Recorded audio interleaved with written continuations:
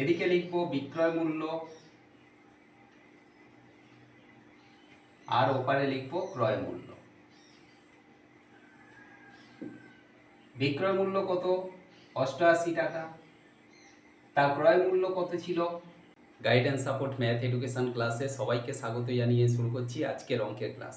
আজকের ক্লাসে থাকছে মোস্ট ইম্পর্টেন্ট একটা অঙ্ক, লাভ ক্ষতির অঙ্ক। আজকের ক্লাসে থাকছে কোনো একজন ব্যবসায়ী 176 টাকায় একটি ছাতা বিক্রি করে তিনি দেখলেন তার 12% ক্ষতি হলো। ছাতাটির ক্রয় মূল্য কত ছিল তা আমরা আজকের ক্লাস থেকে নির্ণয় করব। সুতরাং অঙ্কটা তোমরা ভালো করে বুঝে নাও। দেখো আজকের ক্লাসে লাভ ক্ষতির অঙ্ক।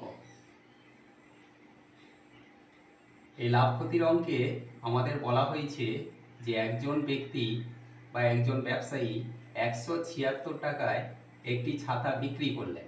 বিক্রি করার পর তিনি হিসেব করে দেখলেন যে তার 12% ক্ষতি হলো। এখন প্রশ্ন হচ্ছে ছাতাটির ক্রয় মূল্য কত ছিল, মানে কত টাকায় তিনি কিনেছিলেন, এটা আমরা বের করব। এই জন্য প্রথমেই আমরা লিখব যে 12% ক্ষতি, অর্থাৎ ক্রয় মূল্য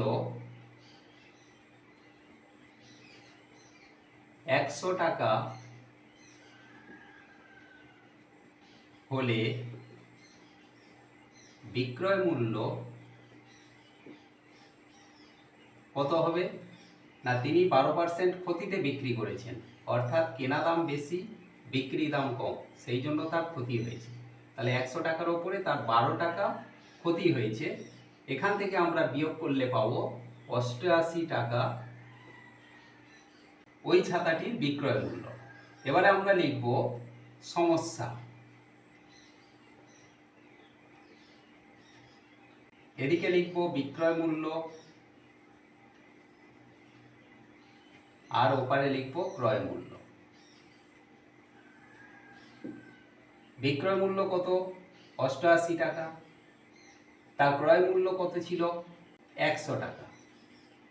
তাহলে 176 টাকা যদি বিক্রয় মূল্য হয়ে থাকে, সেই ছাতাটির ক্রয় মূল্য কত ছিল আমরা এইভাবে ক্যালকুলেট করে দেব।